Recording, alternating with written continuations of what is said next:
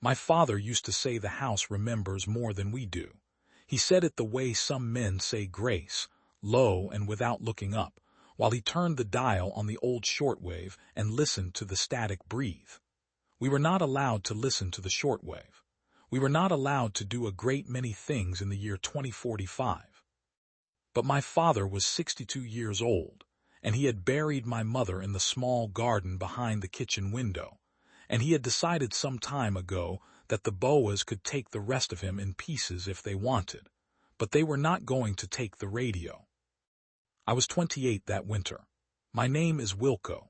I have a younger brother, Hilco, 2 years behind me, and the three of us lived in a narrow brick house on the edge of what used to be a town called Steenwijk, in what used to be a country, on what used to be a planet that belonged to us. The house had 3 rooms upstairs and 3 rooms below, and a cellar my father had reinforced with steel plate the year the sky changed. The windows were sealed with a polymer the BOAs distributed in the first decade of the occupation. The polymer kept out the rain and the cold, and more importantly, it kept in the sound.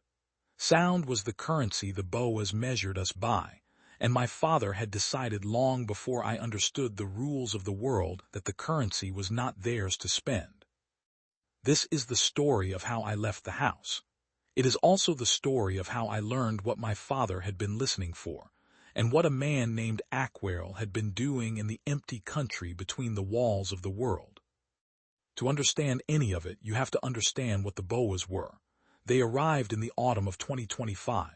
I was 8. I remember the way the light went strange that afternoon, a flat copper color that did not belong to any season, and I remember my mother pulling me back from the kitchen window with a hand that was already shaking.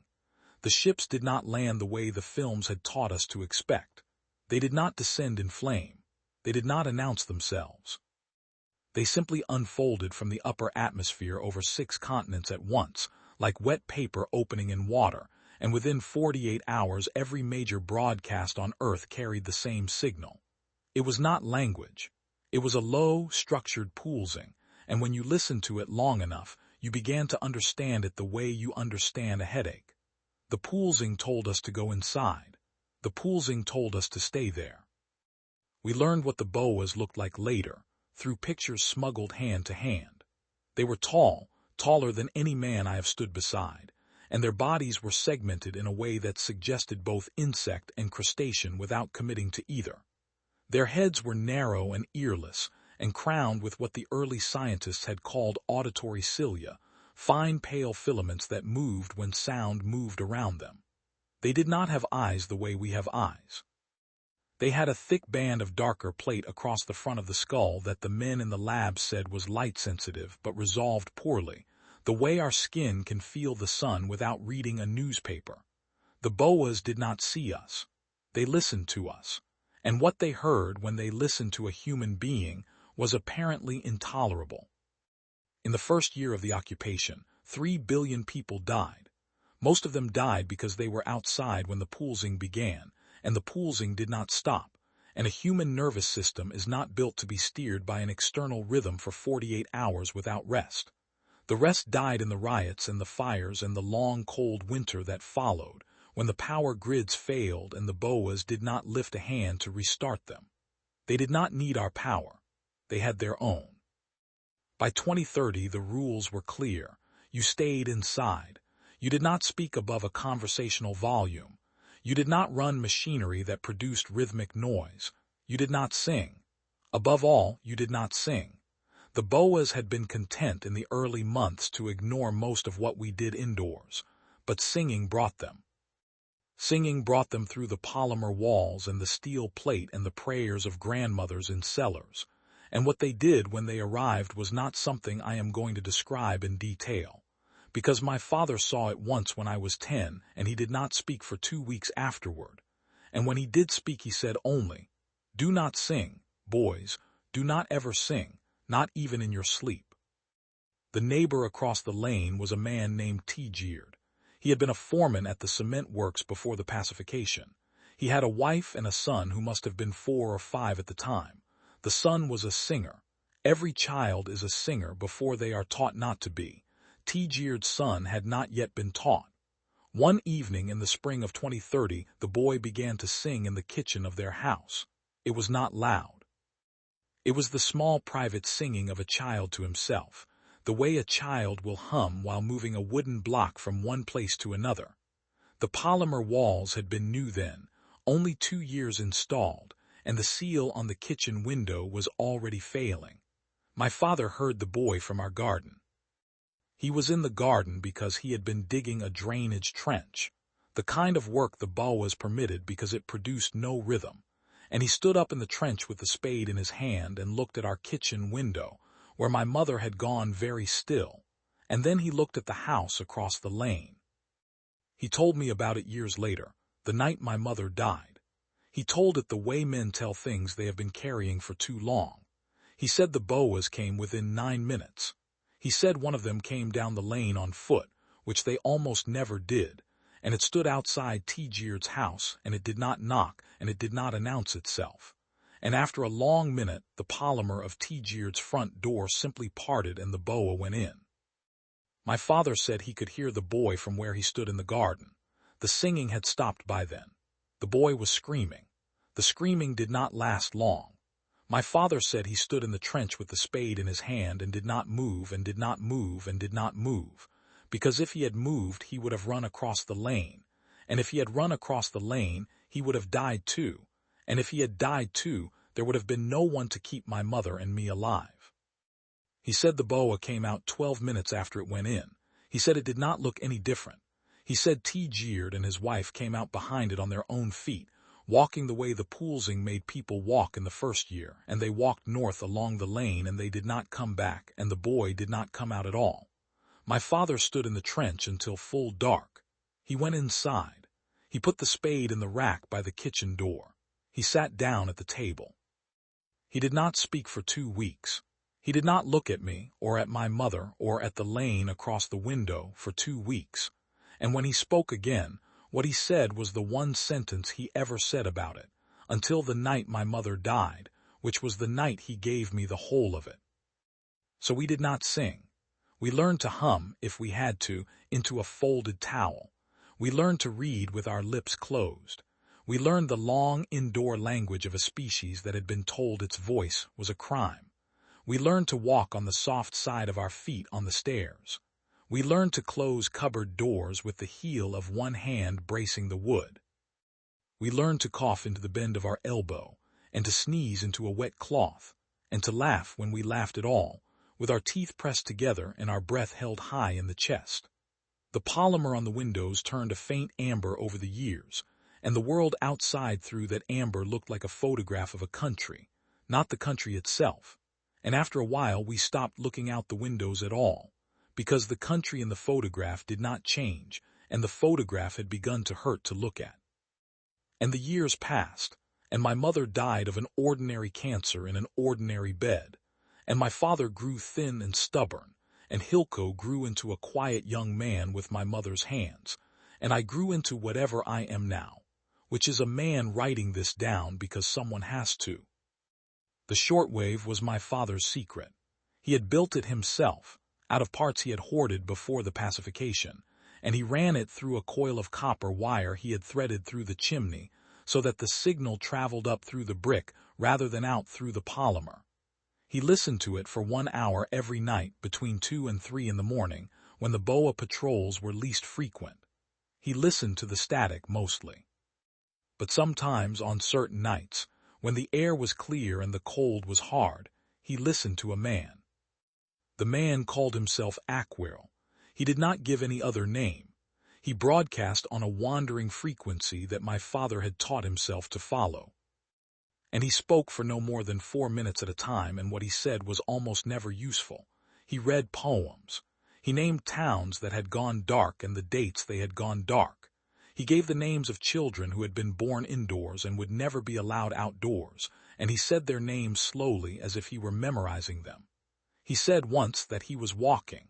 He said another time that the BOAs could be killed. He never explained how. He signed off each broadcast with the same 3 words, in the same flat tone, the way my mother used to say grace. He said, "The song remains," and then he was gone. My father loved him.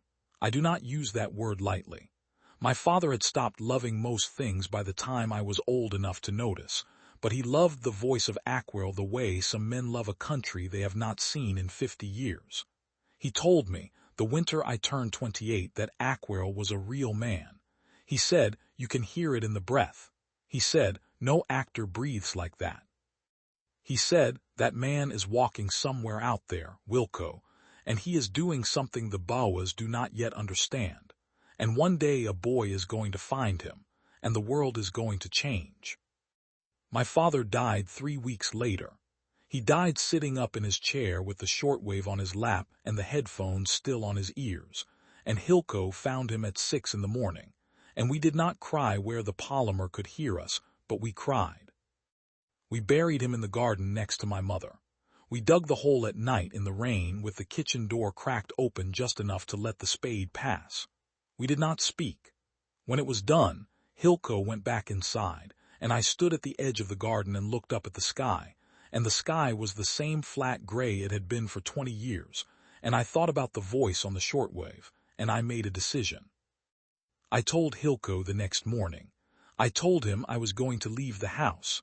I told him I was going to find Aquarel. Hilco did not argue. That was the thing about my brother that has stayed with me longest in the years since.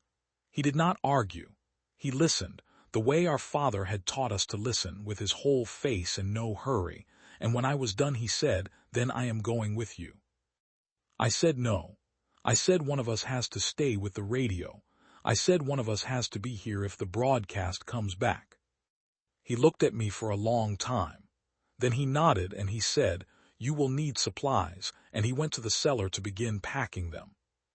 We had 3 days. That was my estimate. The BOAs ran a deep patrol every 4th day, sweeping the sealed dwellings with a vehicle that emitted a low resonant scan, checking the polymer for breaches and the interior for unauthorized sound.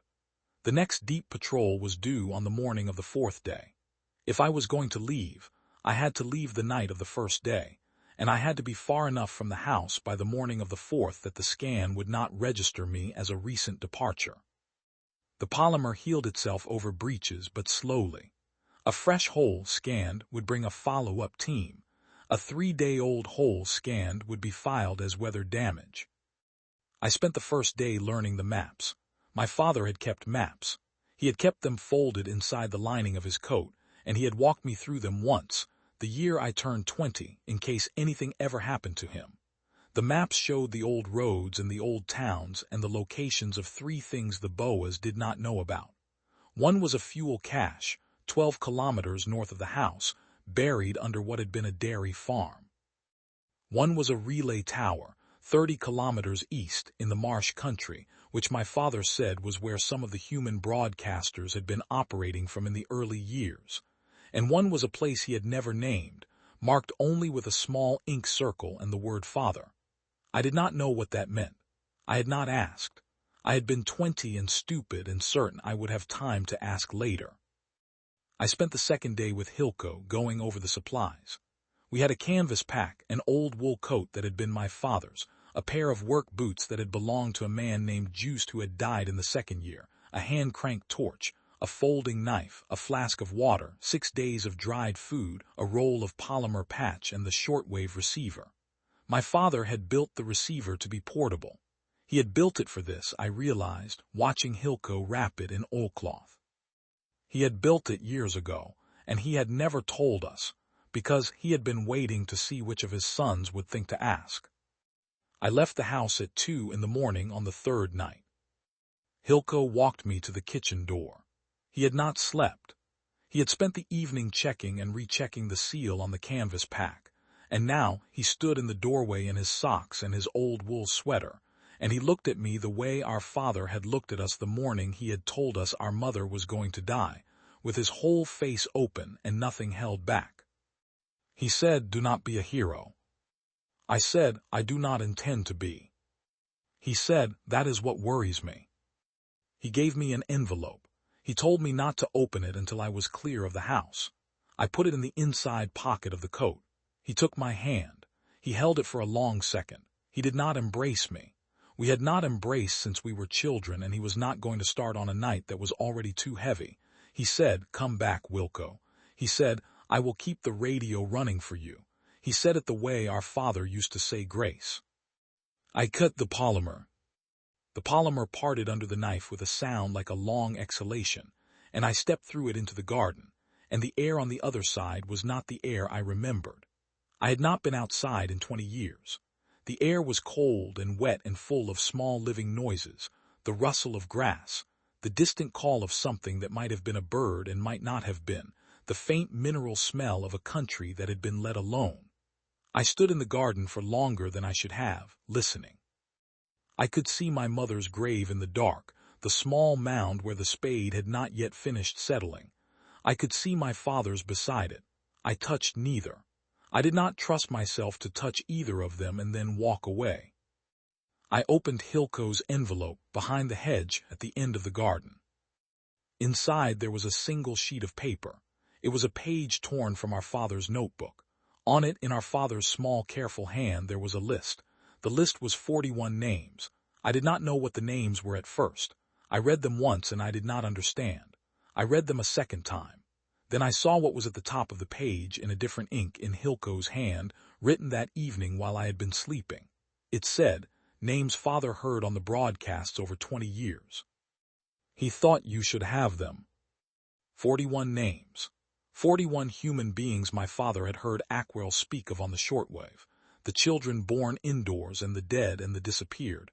The small accounting a man on the radio had kept for 20 years, and a man at the kitchen table had written down because someone had to. My father had been keeping his own record.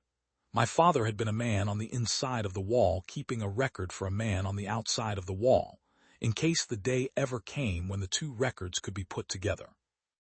I read the names. I read them slowly. I folded the paper and put it back in the envelope and put the envelope back in the coat against my chest where the weight of it was. Then I walked. The first night I walked north along what had been a service road, keeping to the ditches when I could, keeping low. The BOAs ran no ground patrols at night.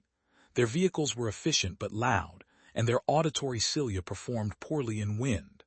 The night was windy. I had picked the night for the wind. I walked for 6 hours, and I covered 9 kilometers, and just before dawn I went aground in a culvert beneath a collapsed bridge, and I slept. I woke at noon to the sound of the shortwave. I had not turned it on. I had wrapped it in oilcloth and packed it at the bottom of the canvas pack. But it was making a sound, a low rhythmic clicking, and when I unwrapped it, I saw that the dial was moving on its own slowly, as if someone on the other end of the signal were tuning it from the far side. It settled on a frequency I had never heard my father use. There was a pause, and then the voice came on. It was the voice from the broadcasts. It was Aquarel. He said, "You are walking north." He said, "Do not walk along the service road tomorrow night." He said, "Take the irrigation ditch east of the windmill, the one with the broken pump." He said, "I will meet you at the dairy farm." He said, "The song remains." And then the dial spun itself back to the frequency I had left it on, and the receiver went silent. And I sat in the culvert with my hands on my knees and tried to understand what had just happened. He had known I was coming. He had known where I was. He had reached into a receiver my father had built with his own hands, and he had spoken to me directly, and I did not know whether to be frightened or to weep. I did neither. I packed the receiver. I waited for night. I walked. I took the irrigation ditch. The windmill was where the map said it would be, half collapsed, its blades long since stripped for metal. The ditch was muddy and slow and crawling with something that bit, but it ran east-northeast, and it was deep enough to walk in below the line of the surrounding fields, and I covered another 11 kilometers before the night thinned, and I went aground again, this time in the foundations of a farmhouse whose roof had fallen in 15 years ago. The dairy farm was another 2 kilometers north. I would reach it the following night. I lay in the foundations through the long gray afternoon, and I listened to the receiver, and I tried not to think about Hilco alone in the house. The dial did not move again. Aquarel did not speak, but the static had a quality I had not heard before, a low underlying texture that was almost like breathing, almost like the breathing my father had taught me to listen for on the old broadcasts. He is walking, I thought. He is walking and the receiver is hearing his feet. I do not know if that was true. I think now, looking back, that the receiver was hearing many things I did not understand, and that my father had built it to hear them, and that he had spent 20 years listening to a country I had never been allowed to know. I reached the dairy farm at 3 in the morning. It was not what I had expected. I had expected ruins. The maps had shown a single building, a milking shed, a feed silo. What I found was a low, square structure that had been partly dug into the earth, with new earth piled around it and a fresh stand of young birch trees grown up to break its outline against the sky. Someone had built this. Someone had built this within the last 20 years. The BOAs did not build. They did not need to. And no human being was supposed to be capable of breaking quarantine for long enough to construct anything. The door was set into the south face of the structure. It was made of old farmhouse wood, weathered and patched, and there was no lock on it. I pushed it open. I went down 3 steps into a single room.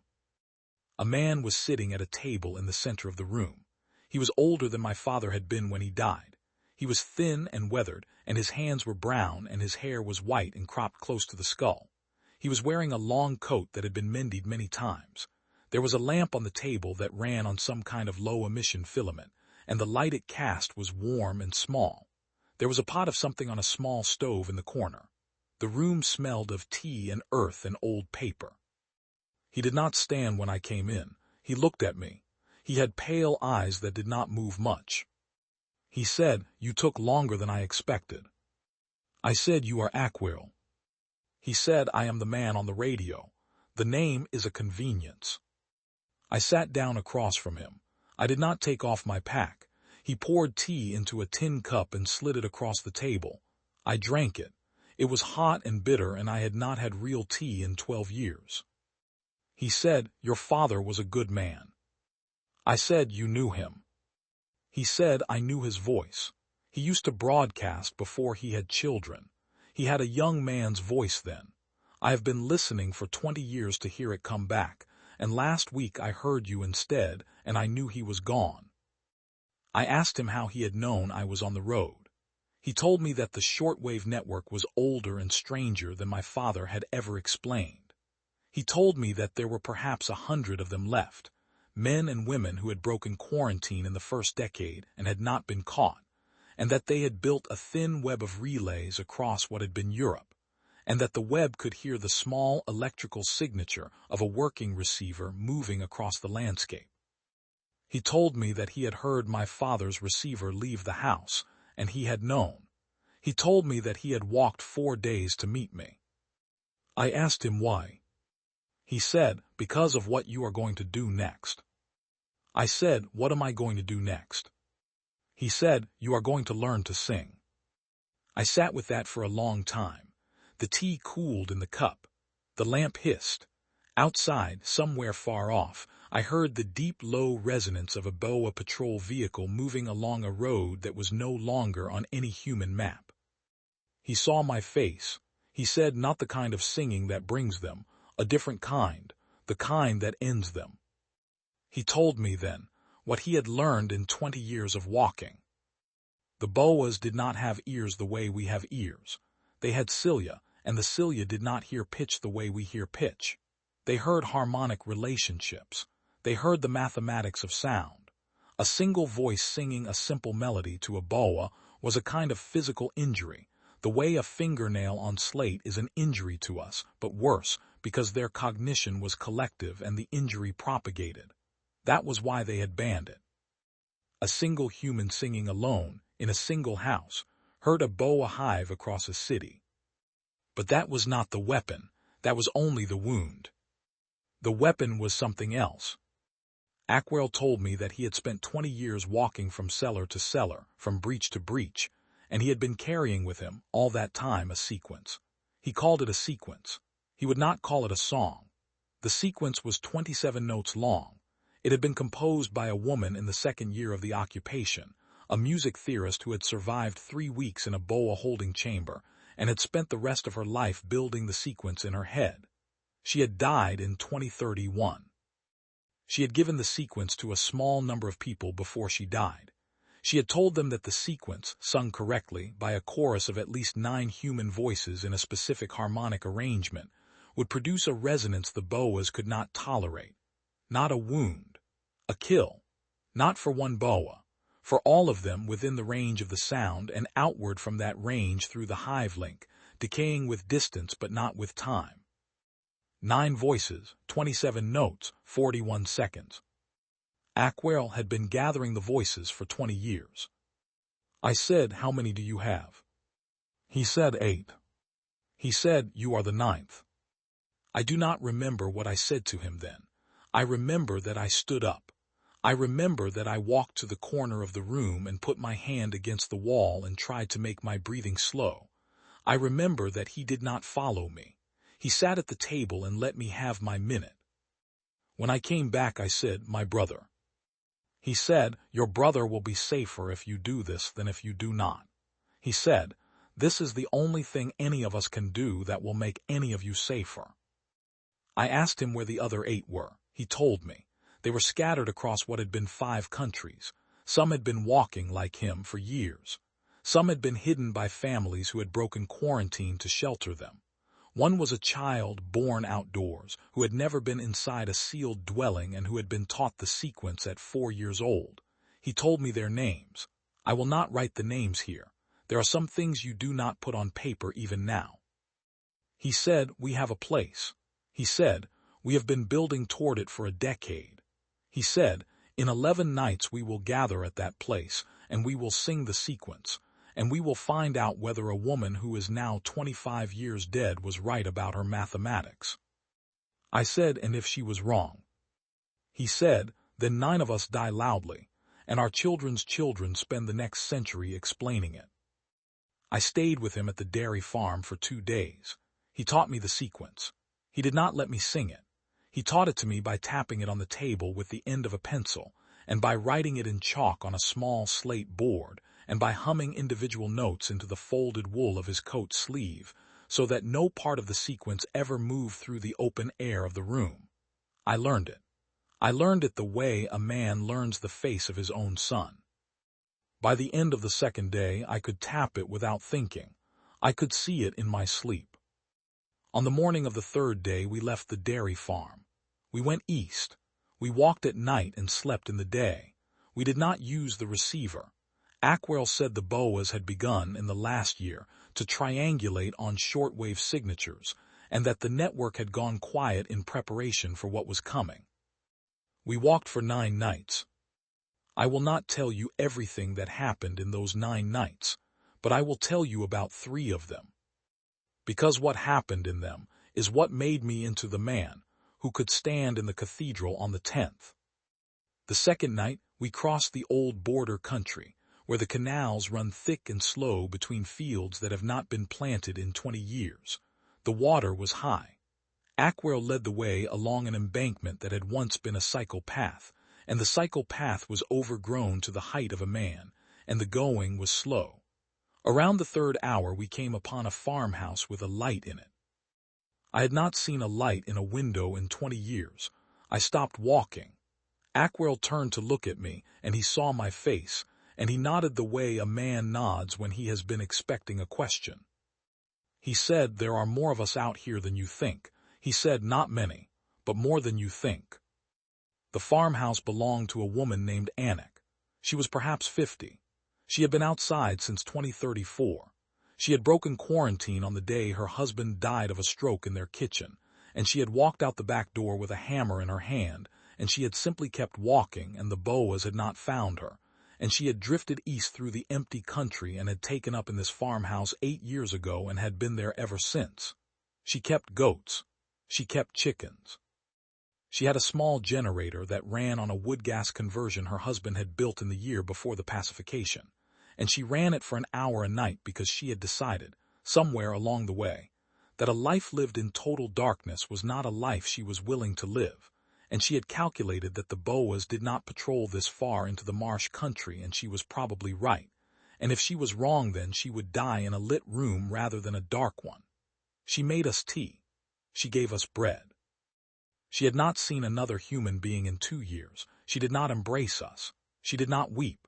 She moved around her kitchen with the slow, careful movements of a woman who had spent a long time being the only thing in a room, and when we left at the end of the 3rd hour, she stood at the door and watched us go, and she said only one thing. She said, "If it works, come back and tell me." She did not say what she meant by it. She did not need to. Aquarel said he would. He said it the way a man makes a promise he intends to keep. The 5th night was harder. We were in open country by then, the long flat fields north of what had been Bremen, and the moon was full and the cloud cover was thin. We were walking in a drainage ditch when Aquarel held up his hand. I went down on one knee. He went down on both. He pointed. A BOA patrol vehicle was sitting on the road 400 meters to our east. It was not moving. Its running lights were dark.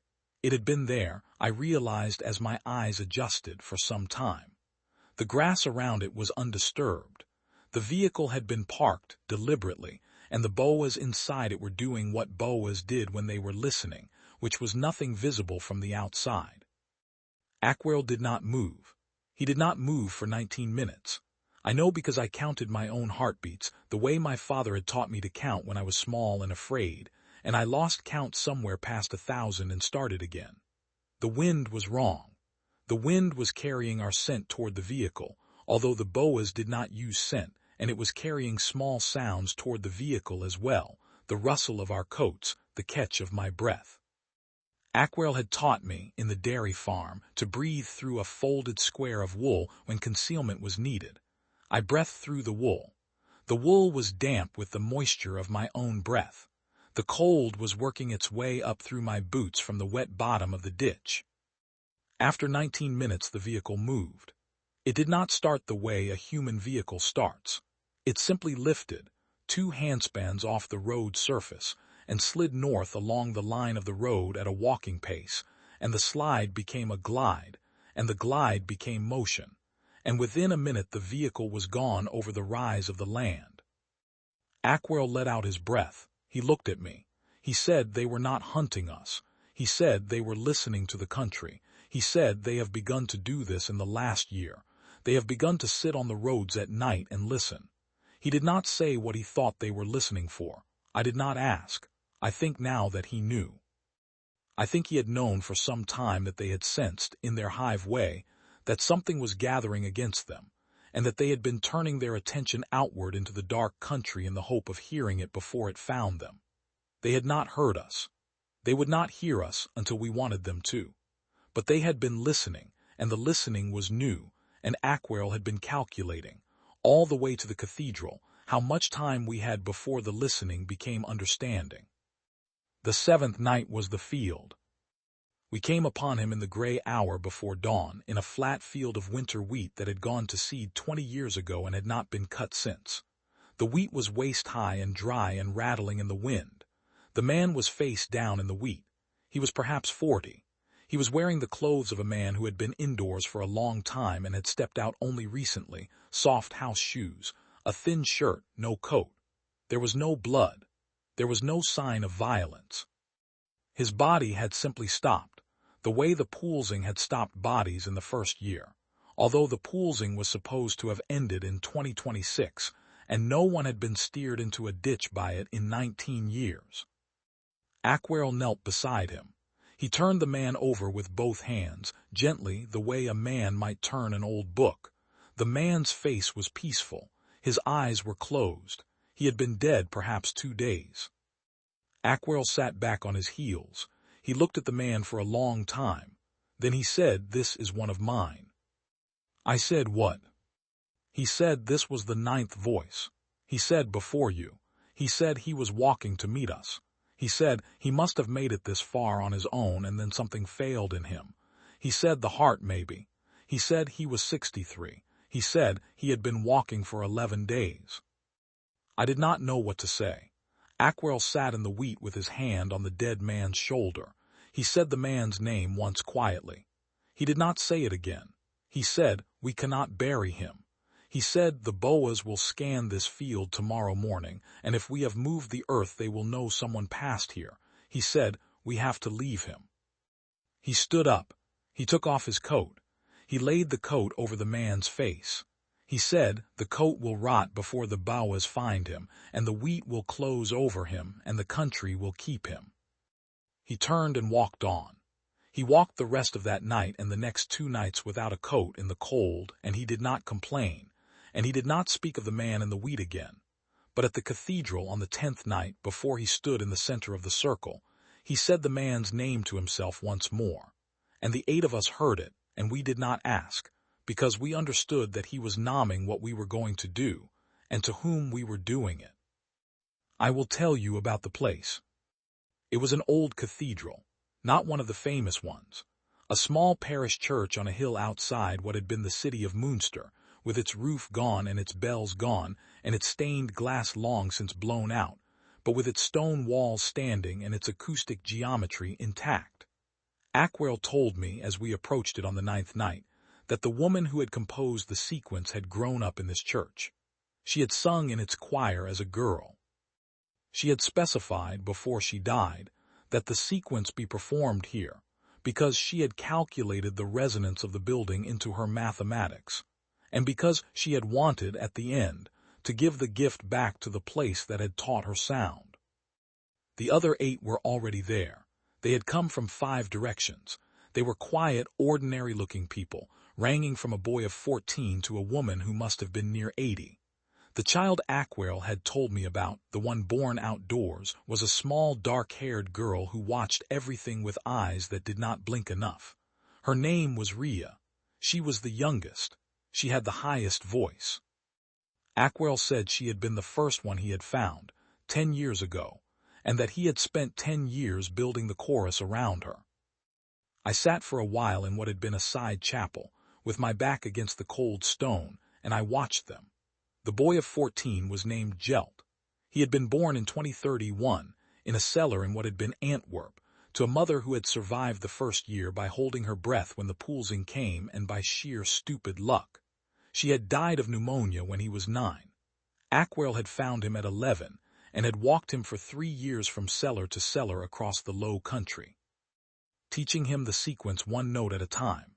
He had Aquarel's careful hands and a face that did not yet know what it had been chosen for. The old woman was named Saskia.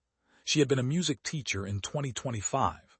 She had been 45 when the BOAs came, and she was 65 now, although she looked older, the way people had begun to look older in the long indoor years. She did not speak much. When she spoke, her voice was low and steady, and you understood, hearing her speak, why Aquarel had given her the bottom line. There were 6 others. There was a man named Bram, who had been a fisherman before the pacification, and whose hands were still the hands of a fisherman, broad and split at the knuckles, and who carried a baritone line 1 register above Saskia. There was a woman named Marlene in her 30s, who had walked here from what had been Denmark, and who had a scar across her throat from a piece of glass that had nearly ended her singing forever, and whose voice was, despite the scar, the most beautiful in the chorus. There was a man named Hendrik, who did not give any other detail about himself and was not asked. There was a woman named Elspeth, who had lost her husband in the first year, and had carried the second soprano line in her head for 19 years without anyone to sing it to. There was a man named Pieter, who was perhaps 50, who had been a Lutheran pastor in 2025, and had not been a pastor in 20 years, and who, Aquarel told me later, had not been able to speak a word for the first 6 months after the pacification because of what he had seen in his own church. And there was a man named Joris, who was younger than I had expected and older than Jelt, perhaps 35, and who walked with a limp from an injury he did not explain, and who carried with me one of the middle lines of the sequence. 9 of us, counting Aquarel, 10. 10 human beings in a roofless church on a hill above an empty city. On the 10th night of a walk some of us had been on for 20 years, gathered to sing 41 seconds of music that had been built in the mind of a dead woman to do a thing music had never done before. We did not speak much that night. We rested. We drank water. We ate the last of the food. At 3 in the morning, Aquarel walked to the center of what had been the nave and held up one hand, and the 8 of us came and stood in a circle around him. He stood in the center.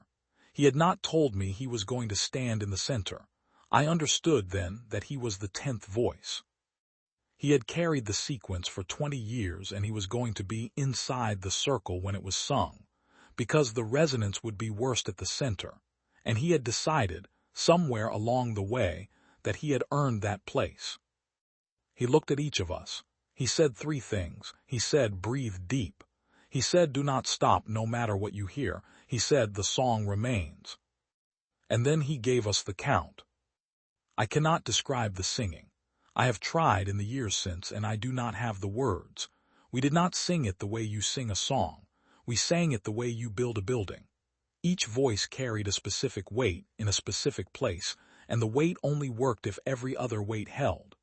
Ria's voice was the highest line and the cleanest, and it floated above the rest of us like a thread of cold water.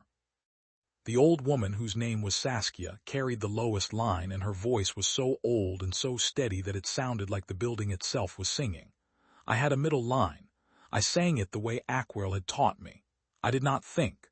I did not feel. I produced the notes the way a man produces breath, and the building took them and gave them back to us doubled, and somewhere in the 7th second of the sequence I felt the air change. It was a pressure. It was the kind of pressure you feel before a storm, but inverted, pulling rather than pushing. The hair on my arm stood up. The lamp Aquarel had set on the stones at his feet guttered and went out. Outside, far off, I heard a sound I had never heard before, a long, thin keening that was not human and not animal and not mechanical. It was the sound of a BOA hive becoming aware of us. It was the sound of them turning. We sang. The keening grew.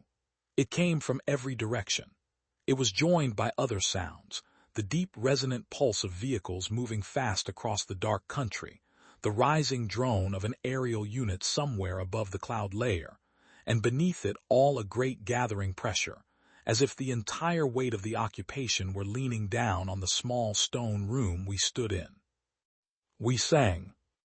I will tell you what I saw in the last seconds of the sequence, because it has not left me and it will not leave me. I saw Aquarel's face.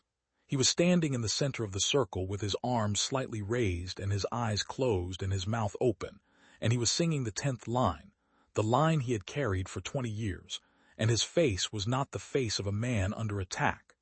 His face was the face of a man arriving somewhere. He looked the way my father had looked the night he taught me to read. He looked the way my mother had looked the morning she held Hilco for the first time. He looked like a man who had walked 4,000 kilometers to give a gift, and was, at last, giving it. We hit the 27th note. The pressure broke.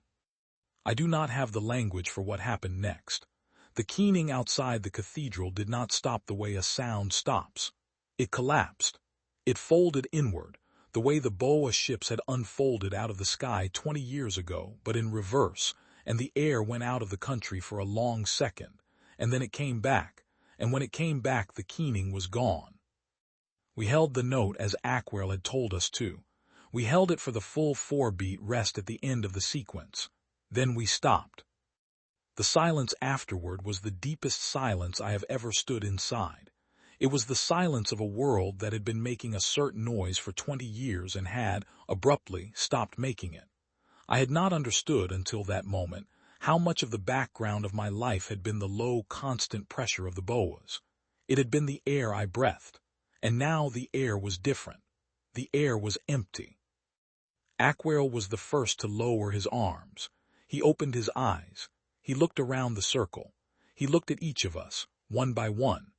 He looked at Ria last, and he smiled at her, a small, tired smile, and then he sat down on the stones at the center of the circle and put his hands on his knees and did not move again. We did not understand at first. Saskia knelt beside him and touched his shoulder, and he was warm, but he was gone. He had carried the sequence for 20 years, and he had stood in the center, and the resonance at the center had been what he had told us it would be, and he had known what he was doing. He had known from the first night of his walking. I think he had known from the moment the woman in 2030 had given him the sequence and named him the carrier. We buried him in the churchyard at dawn. The ground was hard, but the 8 of us dug it together, and we did not speak. And when we were done, the sun was up, and the sun was the first sun I had stood under in daylight without being afraid. We came out of the churchyard onto the road, and the road was empty. The patrol vehicles that had been gathering in the night were stopped where they had been moving, and the things inside them were not moving either. I walked up to one of the vehicles and looked through the open hatch and saw a boa folded against the inside of the hull, its cilia limp, its segmented body curled the way a hand curls in sleep. It was dead. I did not feel triumph. I did not feel anything. I felt very tired and very old, and I felt the absence of the pressure that had been in the air of the world since I was 8 years old, and the absence felt the way a song feels when it ends, and the room afterward is too quiet. The reports came in over the next weeks, as the survivors began to walk out of their houses for the first time in 20 years. The BOAs had died in the same minute, across what had been Europe, across what had been Asia, across what had been the Americas. The resonance had propagated through the hive link the way the woman in 2030 had said it would. It had not stopped at the range of our voices.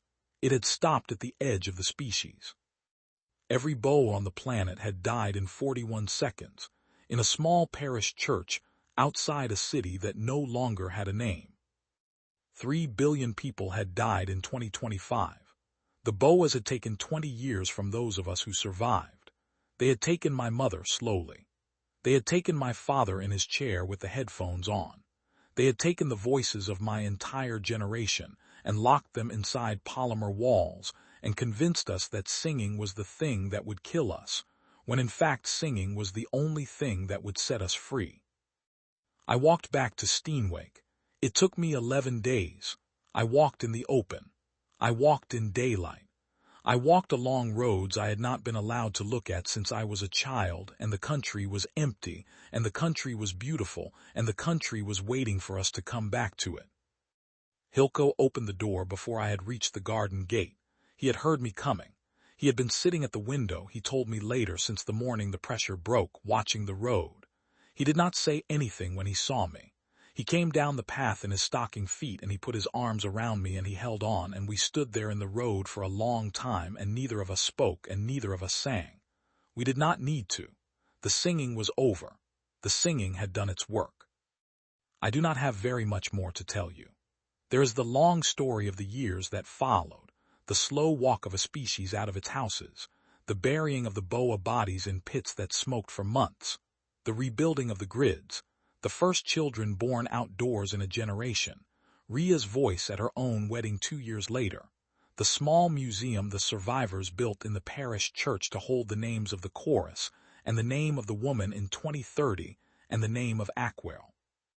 There is the story of Hilco's marriage to a woman named Lowe's who had spent the occupation in a cellar 2 streets from our house, and the story of my own marriage to no one, and the story of the long, quiet life I have lived since, in the brick house on the edge of Steenwijk, with my father's shortwave on the shelf above the kitchen table, turned off now, because there is nothing left to listen for. But those are other stories. This one ends here. It ends with 2 brothers in a road in the autumn of 2045, holding on to each other, with the sky over their heads gray and ordinary and theirs again. My father used to say the house remembers more than we do. He was right. The house remembers the 20 years we did not sing. It remembers the night I left through a hole in the polymer. It remembers the morning I came back through the front door. And every night now, when the wind comes up off the marsh country and moves through the rooms the way wind is supposed to move through rooms, I sit at the kitchen table where my father sat, and I do not turn on the radio, and I do not sing because I have done my singing and I have nothing left to prove. But sometimes when the wind is right, I think I hear him, not Aquarel, not my father, the wind itself, moving through a country that was, for 20 years, the property of something that could not understand why we kept singing in the dark. And I think then of the small dark-haired girl who carried the highest line, and of the old woman who carried the lowest, and of the man in the center of the circle with his arms slightly raised,